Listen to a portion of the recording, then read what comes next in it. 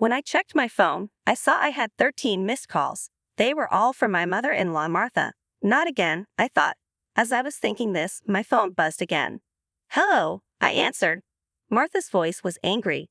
Isn't the allowance for this month due? It's $3,000, she demanded. Excuse me, I said. The allowance hasn't been deposited yet. Martha raged on, ignoring my situation and only thinking about her own wants. I was fed up with her. Even now, she didn't think about what she said or did. I had no choice but to use my last option. I took a deep breath and said, Your son has passed away, so I can't send the allowance anymore.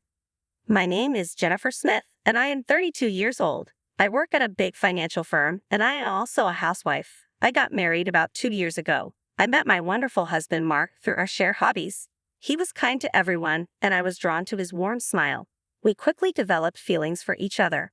Apparently, he felt the same way, and after dating for a year, we got engaged. We both believed we wouldn't find anyone better than each other. We lived together while dating and decided to marry without any major quarrels. Everything went smoothly for us. But then there was Martha, my mother-in-law. My father-in-law had passed away a few years ago, and since Mark had no siblings, his only family was Martha. The trouble started when I first visited her home to introduce myself before our wedding. Nice to meet you, I said. Martha looked displeased. So you're Mark's fiancée? She asked. Yes, my name is Jennifer Miller.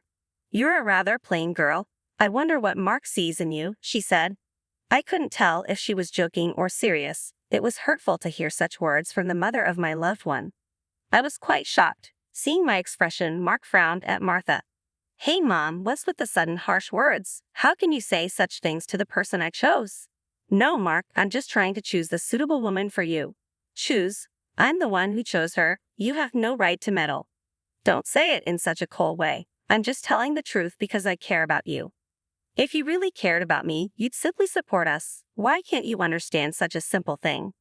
The air became heavy as an argument unfolded between mother and son right before my eyes. Since this was my first meeting with Martha, I wasn't in a position to intervene. Although the atmosphere remained awkward, we ultimately managed to express our intent to marry.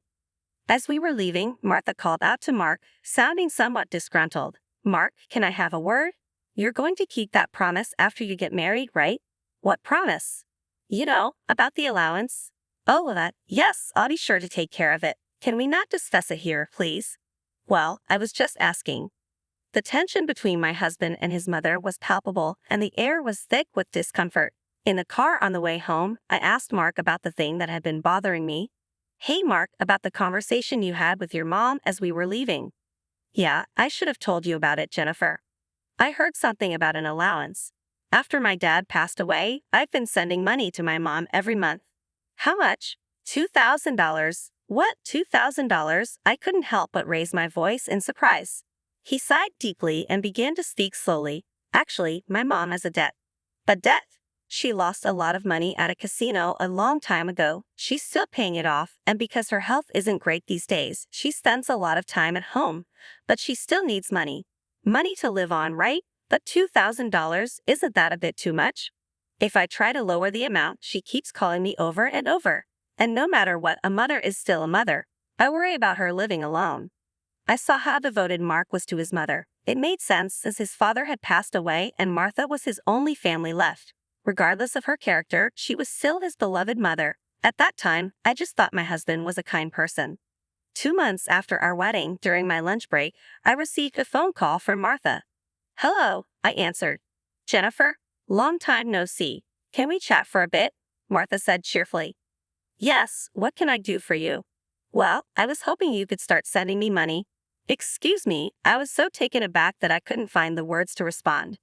Martha continued, sounding excited. You mentioned before that you work for a financial company, right? That means you have a good salary, doesn't it? Well, not exactly. You're lying to avoid giving me money. That's not what I mean. Then what is it? But Martha, you're still receiving financial support from Mark, aren't you? So what? She responded defiantly. It's a big deal that you're receiving $2,000 a month and yet you're asking for more, I said firmly. Really? You think so? If you were to send me an additional $1,000, I could avoid burdening Mark. What do you mean by that? Well, I have Mark as a guarantor for my debts. If I fail to make payments, the debt collectors will go after him. Do you understand? But aren't you using part of Mark's $2,000 to pay back the debt? I haven't told Mark, but I have a significant amount of debt, Martha confessed. Her tone made it clear she was telling the truth. Even her husband didn't know. Having children in the future would increase our expenses. Taking over Martha's debt was not easy, but if Martha's payments fell behind, the debt would fall on Mark, and the interest would likely have accumulated significantly. If I refused to send money, it would eventually become a problem for my husband. It was better for Martha to pay off her debt now. Thinking along those lines, I reluctantly agreed to Martha's proposal. All right, I'll start sending you money. Really? Good God, Jennifer, I knew you would say that. The total with Mark's contribution will be $30,000. But this means you can pay off your debt, right? Yes, of course. I should be able to pay it all off in about a year. You promise, right? You'll make sure to pay off all your debts. I get it, so I'll be expecting it from this month onwards, Martha said, ending the call abruptly. Physical exhaustion from work, combined with this emotional burden, only added to my stress. $1,000 a month would be rough, but it was to prevent future problems for us. After all, if Martha couldn't make a living, it would upset Mark as well.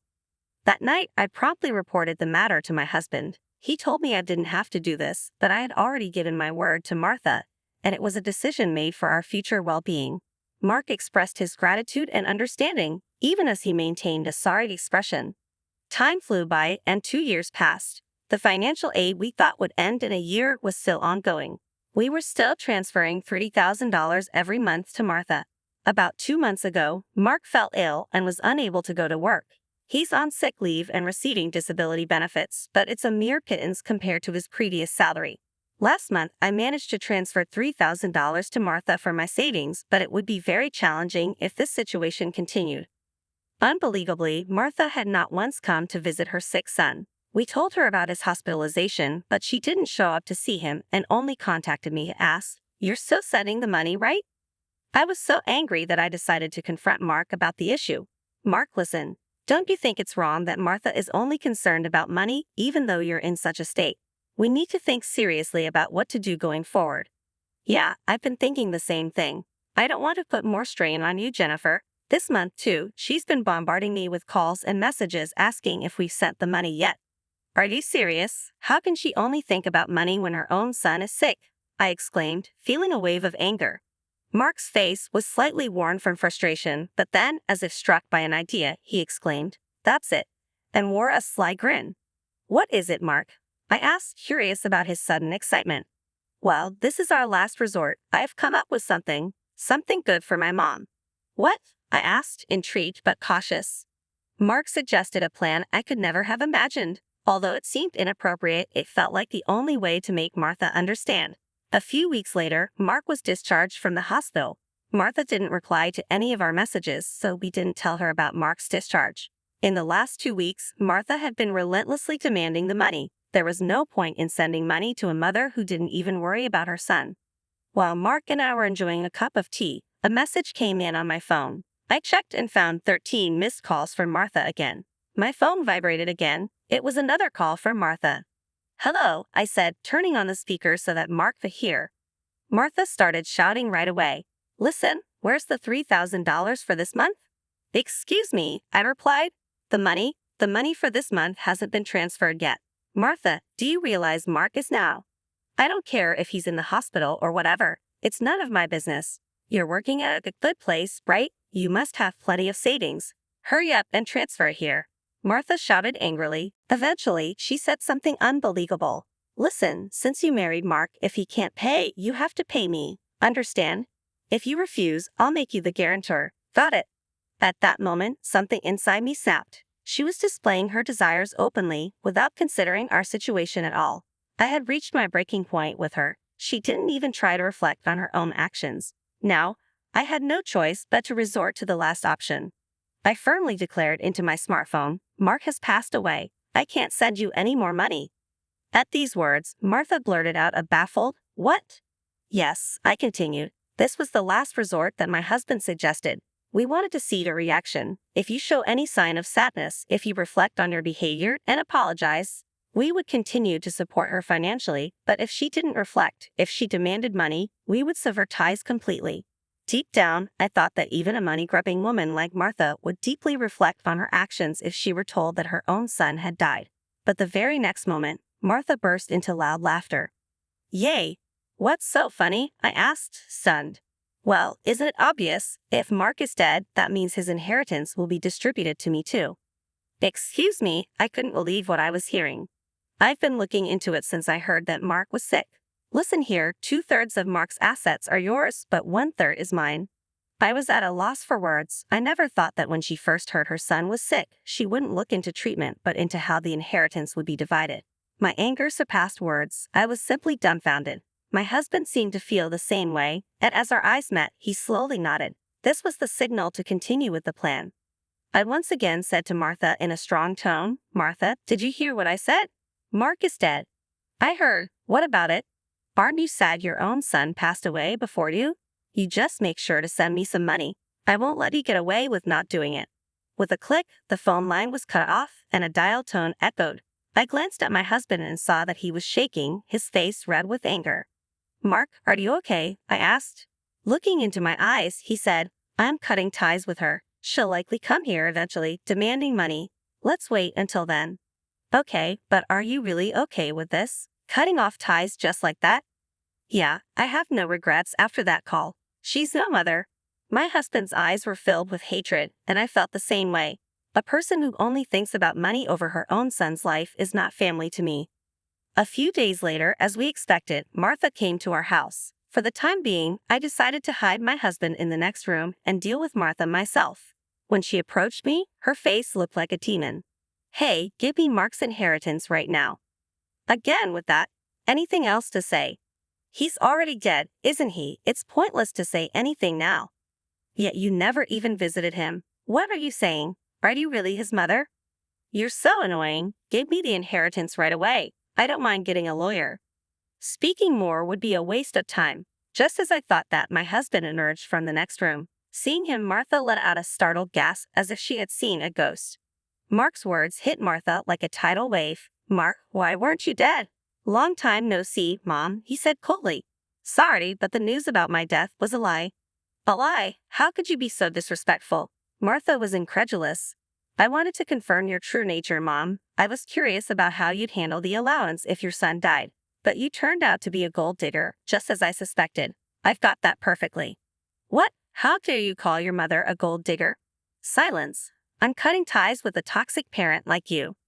Martha's mouth hung open as my husband shouted angrily. She couldn't come to terms with the fact that her own son was severing ties with her.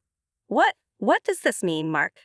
"It means exactly what I said. I can't consider someone like you as my mother. No way." "But what about the allowance? Do you really think I would?" "You're on your own with the debts. We're moving." "Wait, please. If you do that, what about my living expenses?" Martha tearfully pleaded, reaching out to my husband. He forcefully shook off her hand, looked at her coldly, and said, "I don't care about your living expenses. You've been living off us without even a single apology. I really understand your despicable nature now. Don't you dare show up in front of us again." "No, wait, Mark. Are you going to abandon your mother?" Martha's voice trembled with disbelief. Ignoring her words, my husband grabbed Martha's arm and dragged her to the front door. He threw her shoes and bag outside and chased Martha out of the house. Martha made a fuss outside for a while but eventually disappeared, perhaps unable to withstand the eyes of the neighbors. She tried contacting us multiple times, but we ignored all of her attempts. We set Martha's number to be automatically rejected. Regarding the matter of co-signing for the debts, it became invalid since Martha had made Mark the co-signer without his consent. Therefore, he was not responsible. Without the allowance from us, Martha seemed to be leading a miserable life. It was only natural, as she had been using the allowance for her gambling habits instead of paying off her debts. She still had a mountain of debts and was chased by debt collectors every day. She couldn't gamble anymore and seemed to be working from dawn to dusk. It was unlikely that she would be able to pay off her debts completely. This was entirely her own doing. As for us, we were spending fulfilling days in our new home. My husband's condition had stabilized and he had returned to work. After some time, there was a new life growing in my belly. We were going to have an additional member in our family next year. From now on, we wanted to spend happy days as a family of 3.